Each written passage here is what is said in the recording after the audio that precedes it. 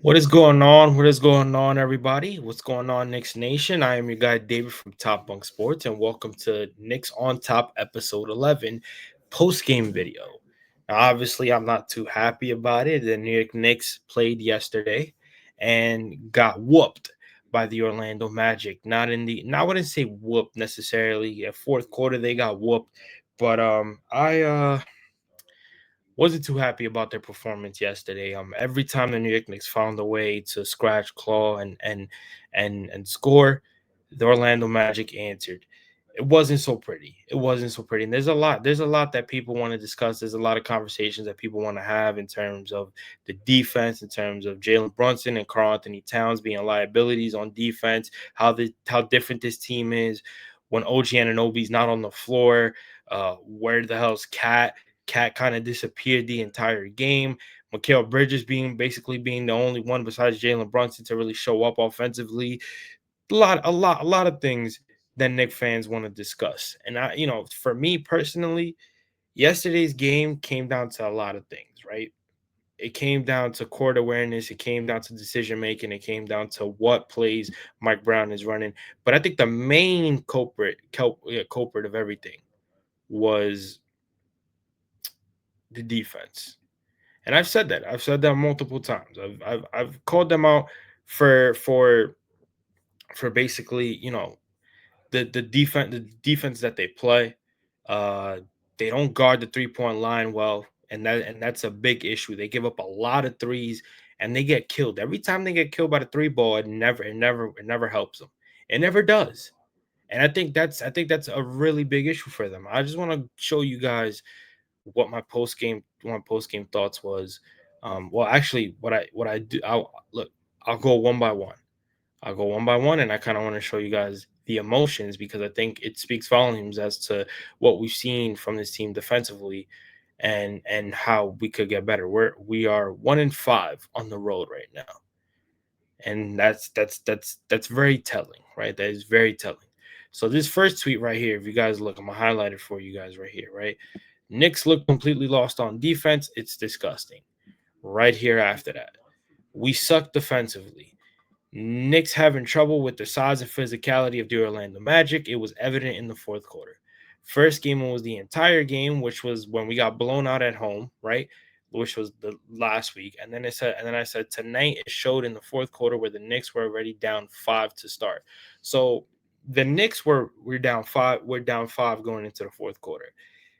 It did not They didn't see the lead after that. They did not see the lead after that. Orlando went on a run and completely just put their foot down on the Knicks neck. And it doesn't help that you had France Wagner go on halftime and cut a turkey.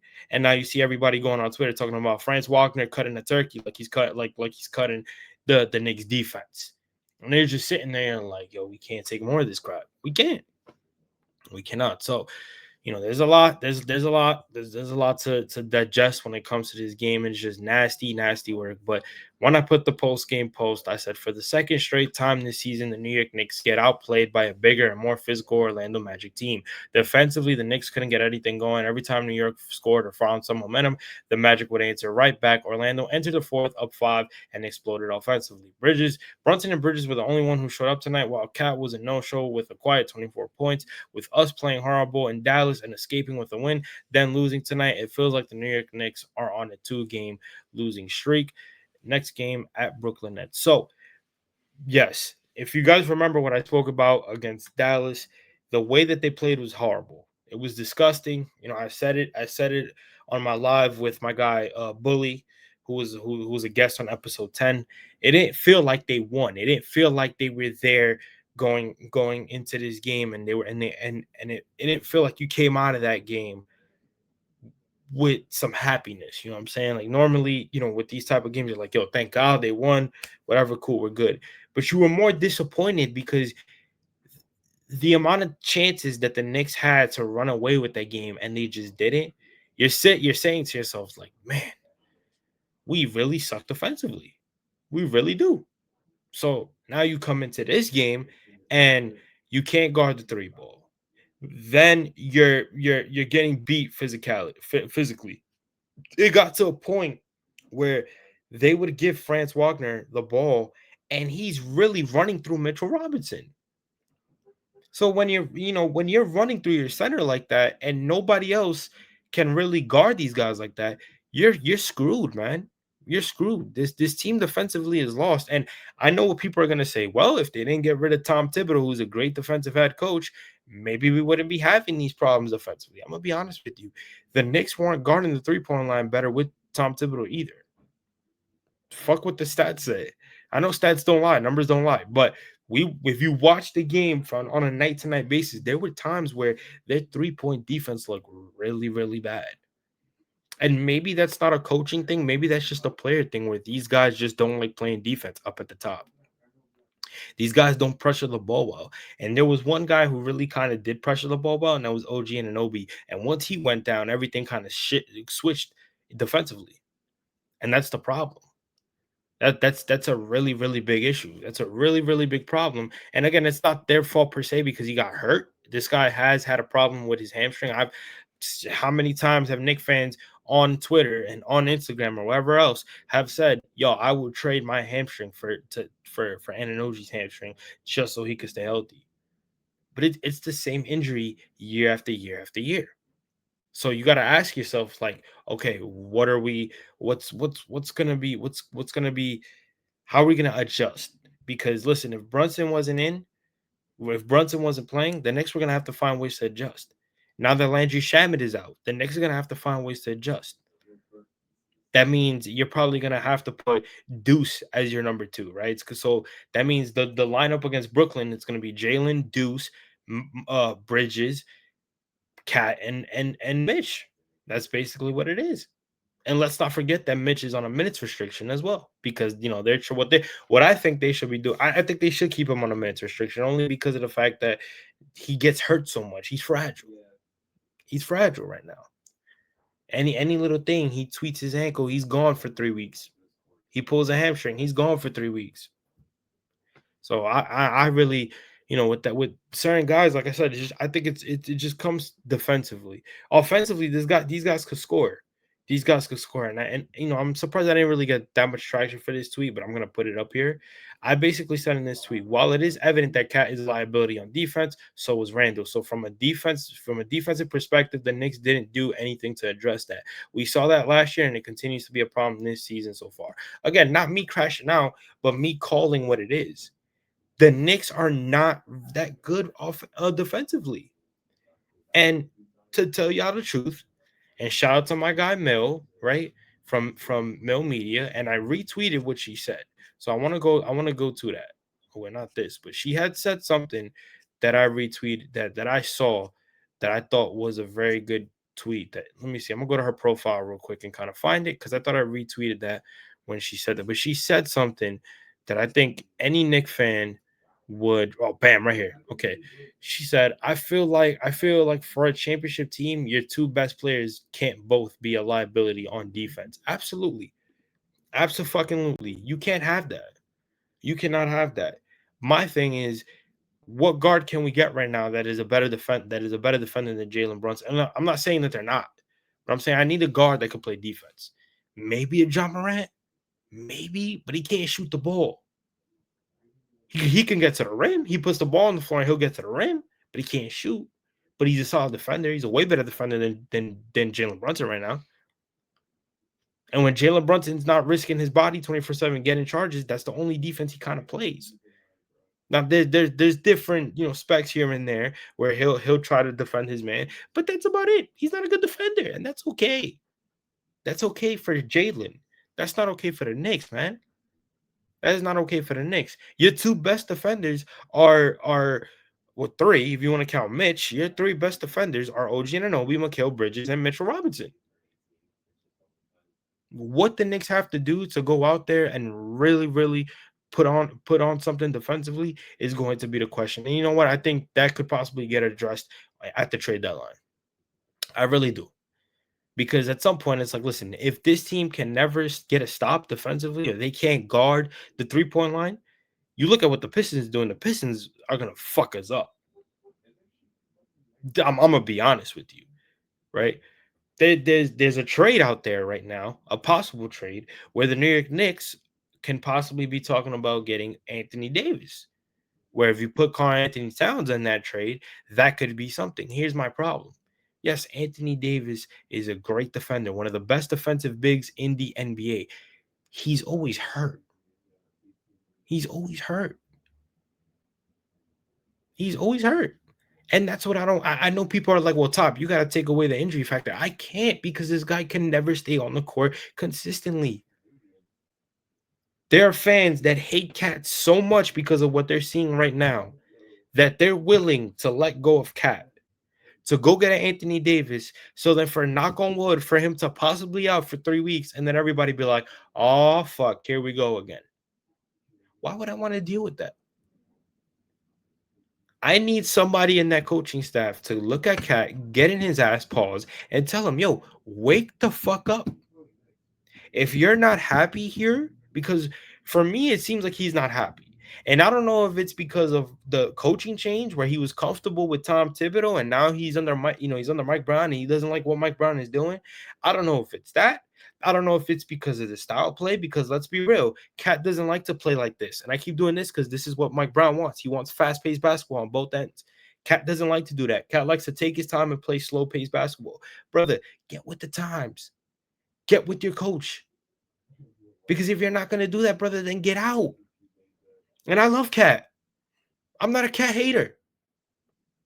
But I also acknowledge the fact that, listen, I want guys that are going to adjust to that system. And maybe it's not clicking for him right now. Maybe it'll click towards the end. Maybe. But I need you to wake up. I really do.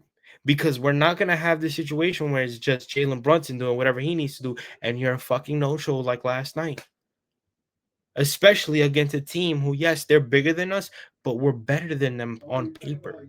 We know we can beat this team. We stayed neck and neck. We stayed neck and neck with them the entire way until the fourth quarter last night. I kept saying to myself before that third quarter was done, I said, yo, we're going to pull away.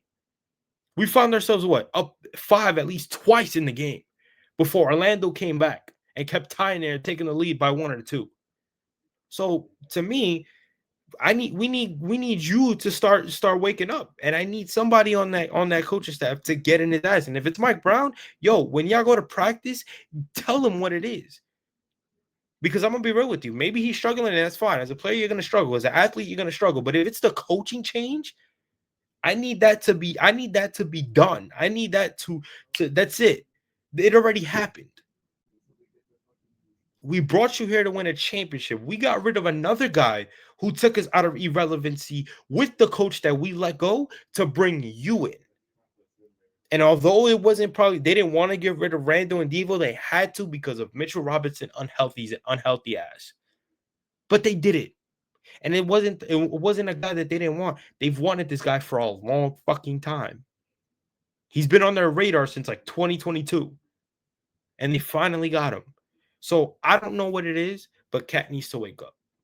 And that's just my honest opinion. But defensively, this whole team needs to wake up. Because for example, give you the fucking Pistons. The Pistons put us on notice. Yes, we beat them, but again, they gave us a fucking game. They gave us a fucking series. Now they're number 1 in the East, and they just beat the Bucks. And they're way better than they were last year. So now we got to run into them again, possibly. And it's not going to look good if I can't have my 2 superstars playing at the same level. That's just what it is. But it's getting nasty. And again, I'm not one to crash out. Like I said, we're not even 20 games into the season yet. I still believe in this team. I still believe in Cat. But we can't have performances like that. It doesn't matter. You still got to hold them accountable no matter where you're at in the season. And it's just a fact. We were doing it to Randall and JB when Randall was here, right? So why can't we do it for Cat? That's it. And we're not saying the season is over. I'm not one of those. Because when last season started, nobody was telling me Eastern Conference Finals. Nobody. So let's see how this season progresses. But like I said, we're only breaking down this game yesterday as we look into tomorrow to play Brooklyn. And whatever they do at Brooklyn, they better kick Brooklyn's ass and violate like they did at home. I'm still not gonna shake ass, right?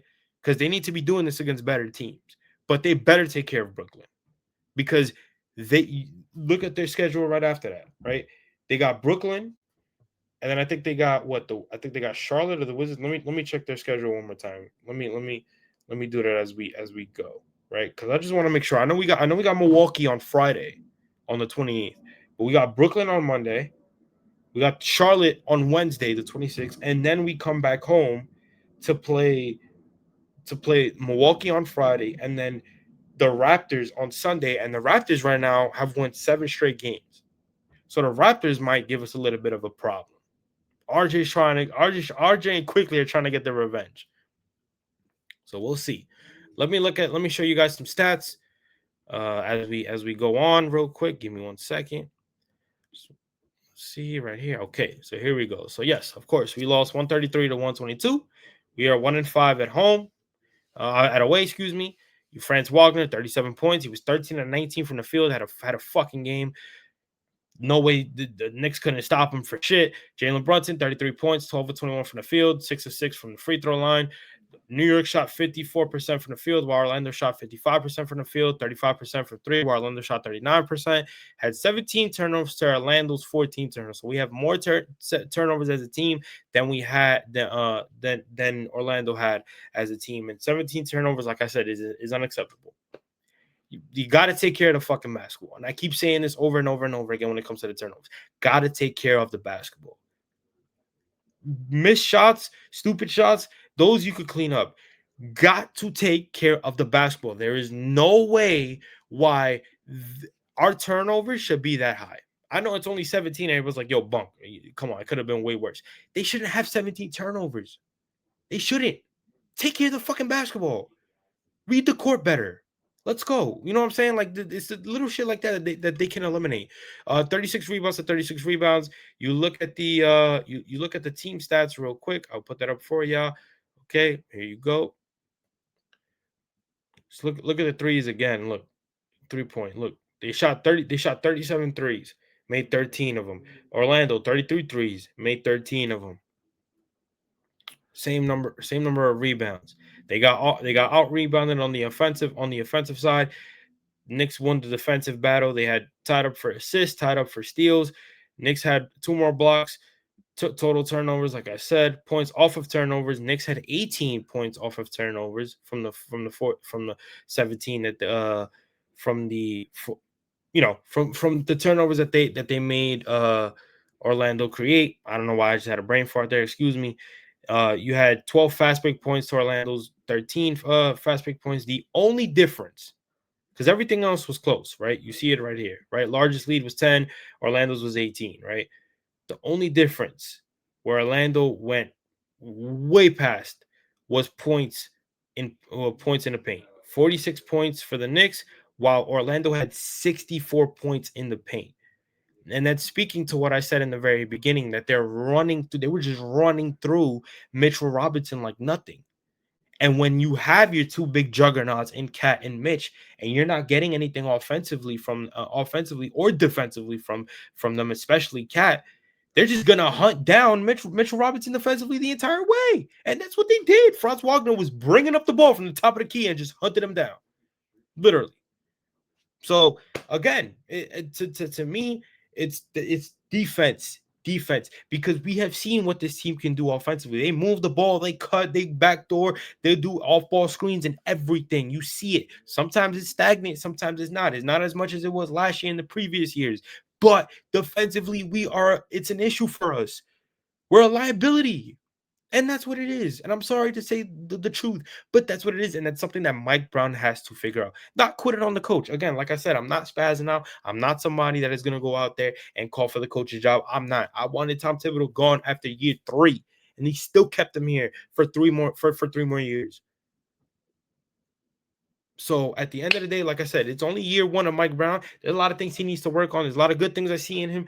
He could gel. He could get this team going to where they need to be. But at the end of the day, defensively needs to be fixed, because if it's not, we are screwed, man. We are 100% screwed. And getting a guy who's a really good defender, the defensive center like Anthony Davis, who has been out publicly saying, I want to play the 4. You can do that. My problem is, right, because look, you're gonna have to probably give up Cat and somebody else. I wouldn't necessarily know what that trade would be. I'm not a trades guy. I can't come up with good trades off the top of my head. Here's my thing. If there is a way where you can possibly go ahead and keep Mitchell Robinson and get rid of Cat, which, of course it would make me a little bit sad because I'm just like, yo, I kind of like Cat. If he would play better defensively, I don't think anybody would be complaining about him. Besides the fact that he doesn't have a post move and he doesn't have a bag offensively, he can only fucking shoot. And sometimes when he drives, he can make it. Sometimes when he doesn't, he can't. But at the end of the day, if you're gonna go out there and you're gonna trade for Anthony Davis, understand the risk that you're taking. Yes, he's a good defensive player. Yes, he has an offensive bag. He could post up. He could shoot the three ball at times, and he could get to the basket in the paint. But he's always hurt, and that's the issue that I worry about. Because whenever he's hurt, he's gone for a certain amount of time. And we can't have that here. Okay. The Pelicans dealt with that. The Lakers dealt with that. And now the Dallas Mavericks are dealing with that. Okay. Nobody in Dallas wanted Anthony Davis, but they traded him anyways. And their superstar is gone now. So now they got to deal with possibly, Anthony Davis who may or may not be healthy. You gotta basically cross your fingers that this game, if let's say if he does become a Knick tomorrow, that the games from here on out, that he doesn't get hurt. And that's the issue. So listen, it is what it is.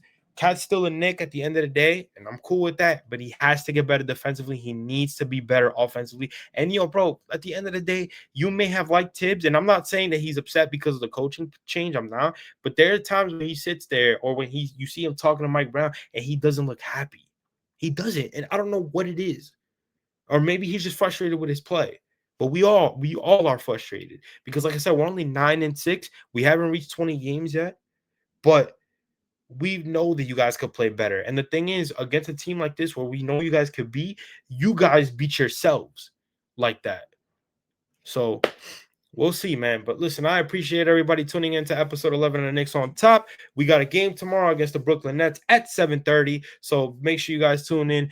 With that being said, I'm your guy, David from Top Bunk Sports. Make sure you guys share, follow, like, and subscribe. Make sure you guys like this video. Give it a thumbs up. Share the video. And thank you guys for all the support. Without you guys, this video would not be possible. This page wouldn't be possible. And I wouldn't be possible doing all this content for you guys. So I appreciate you guys. I will check you guys on the next video. Till then, let's go Knicks. Peace out.